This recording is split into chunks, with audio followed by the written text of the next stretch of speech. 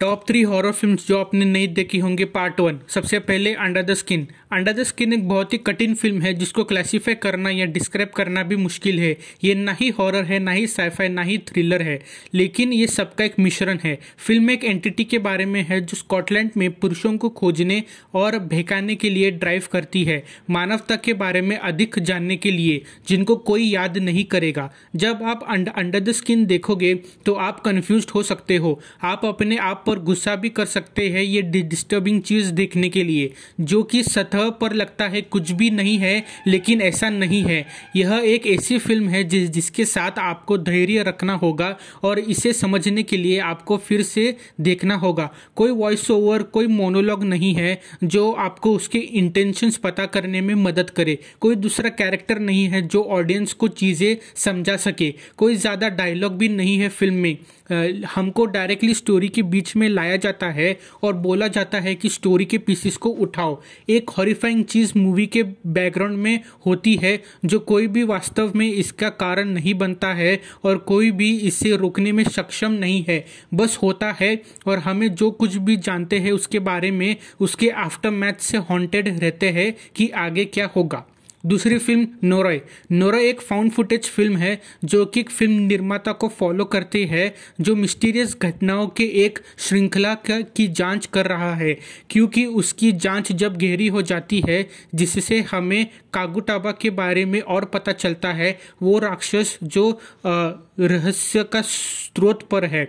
ऐसे लगता है कि जो लोग संपर्क में आते हैं या कागुटाबा के करीब भी आते हैं वो अंततः मृत हो जाते हैं। नोराय की एक ताकत यह है कि इसे इस तरह से फिल्माया गया है जो इसे प्रामाणिक और वास्तविक महसूस कराता है। एक फाउंड फुटेज हॉरर फिल्म क्या होनी चाहिए इसका ये एक प्रमुख उदाहरण है। ये कोई सेटअप नहीं है जो कैमरा तैयार है जिसने गलती से कुछ ऐसा फिल्मा लिया है जो इसे नहीं करना चाहिए था, ऐसा महसूस होता है। यह सनसनी को और बढ़ाता है कि आप जो देख रहे हैं वो सुरक्षित नहीं है और शुरू से कुछ भी हो सकता है। यह जापानीज वायरल कर्स का परफेक्ट रिप्रेजेंटेशन है। तीसरी फिल्म है बाबाडुक। पहली बार जब मैंने बाबाडुक देखी मुझे बस ये पता था कि ये एक हॉन्टेड हाउस टाइप स्टोरी होगी। मैं वही टिपिकल जंपस्केयर्स एक्सपेक्ट कर रहा था, लेकिन ये फिल्म हॉरर से ज़्यादा साइकोलॉजिकल है अपने नेचर में। अमीलिया एक सिंगल मदर है जो अपने हस्बैंड के मरने का दुख और गम से गुजर रही है। वो अभी भी ग्रीव कर रही है और ऊपर से उसका एक तनावपूर्ण रिश्ता है अपने बेटे सैमुअल के साथ। उनके घरेलू जीवन और अधिक जटिल हो जाता है जब अमीलिया एक रहस्यमय बच्चों की किताब मिस्टर बाबाडुक से एक सोने की कहानी पढ़ती है। हमें घर पर सुरक्षित महसूस करना चाहिए, माता पिता को उनके बच्चों की देखभाल करनी चाहिए और उन्हें किसी भी नुकसान से बचाए। जो इस चीज़ को बदल देता है, बेचैनी और भय पैदा करता है। और बाबाडुक में हमें देखते हैं कि माता पिता की ये धीमी प्रगति ही खतरनाक बन जाती है। अमेलिया को अपने बेटे के साथ जुड़ने में कठिनाइयाँ होती है क्योंकि उसके बच्चा उसके पति की लगातार याद दिलाता है कि वह उसे खो चुकी है।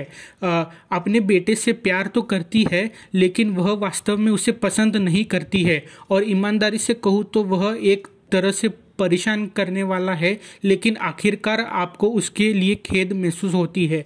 अमेलिया के अपने दुख से निपटने में असमर्थता ने उसे राक्षसमय दानव को उसके छोटे से परिवार की घेराबंदी कर रहा है। लेकिन कोई भी राक्षस क्या कर सकता है? यह वास्तव में माँ का आदर्श का भ्रष्टाचार है जो इस फिल्म को बनाता है वास्तव में भयानक।